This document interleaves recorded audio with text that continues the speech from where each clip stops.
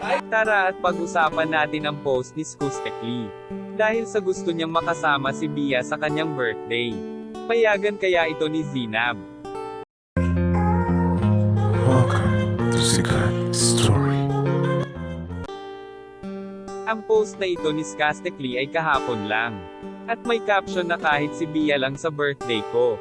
Umani nga agad ito ng 230,000 reaction at 35,000 shares. Grabe ang daming nag-react dito. Kahit naman siguro ikaw yun ama, sino bang hindi gustong makapiling ang anak? Basahin natin mga comment. Kulit na mga tumatawa dito no. Walang perpektong relasyon. Walang perpektong magulang. Pag naranasan yung ilayo sa inyo anak nyo, mararamdaman nyo nararamdaman niya. Di sa pinagtatanggol ko siya. Pero pag family matters na dapat alam nyong labas na kayo dyan. Kahit sobrang hate nyo yung tao.